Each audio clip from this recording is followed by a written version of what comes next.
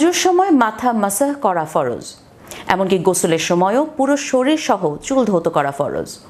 যদি অজু গোসল না হয় তাহলে তার নামাজও হবে না। কিন্তু মেয়েদের চুল কালার করলে কি নামাজ হবে? ইসলাম কি বলে? বিস্তারিত থাকছে ডেস্ক রিপোর্টে। অজুর সময় মাথা মাসাহ করা ফরজ, এমনকি গোসলের সময়ও পুরো শরীর সহ চুল ধৌত করা ফরজ। যদি অজু গোসল না হয় তাহলে তার নামাজও হবে না। কিন্তু মেয়েদের চুল কালার করলে কি নামাজ হবে?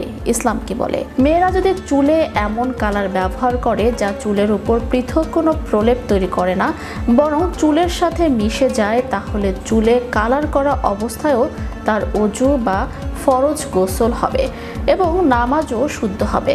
আর যদি চুলে এমন কালার ব্যবহার করা হয় যা চুলের উপর পৃথক প্রলেপ তৈরি করে, তাহলে চুলে পানি না পৌঁছার কারণে তার অজু ও গোসল হবে না।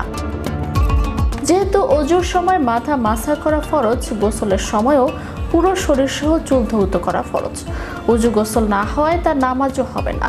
ইসলামের সাজসজ্জার অংশ হিসেবে মেয়েদের জন্য চুলে কালো ছাড়া অন্যান্য কালার ব্যবহার করা জায়েজ। চুলে মেহেদি ব্যবহার করা জায়েজ ও উত্তম। এছাড়া অন্যান্য আর্টিফিশিয়াল কালার ব্যবহার করাও জায়েজ, যদি তাতে স্বাস্থ্যগত কোনো ক্ষতি না থাকে।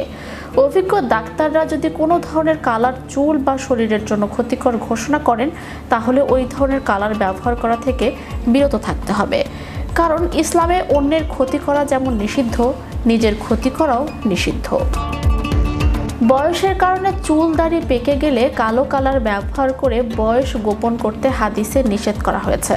হযরত জাবের রাদিয়াল্লাহু তাআলা আনহু থেকে বর্ণিত রয়েছে, মক্কা বিজয়ের দিন আবু বকর রাদিয়াল্লাহু তাআলা আনহু তার বাবা আবু কুয়াফাকে নিয়ে আসা হলে নবীজি সাল্লাল্লাহু আলাইহি ওয়াসাল্লাম বলেছিলেন, তার চুল কোনো রং ব্যবহার করে পরিবর্তন করে দাও, তবে কালো রং ব্যবহার করো না। এক হাদিসে এসেছে, রাসূল সাল্লাল্লাহু আলাইহি ওয়াসাল্লাম বলেছেন, আখিরি জামানায় এমন কিছু লোক বের হবে যারা তাদের চুল দাড়ি কালো করবে।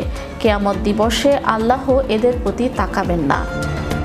তবে কারো যদি অসুস্থতা কিংবা অন্য কোনো কারণে বয়স হওয়ার আগেই চুল পেকে যায়, তাহলে তার জন্য কালো রং ব্যবহার করা জায়েজ। Magic Bangla TV news desk.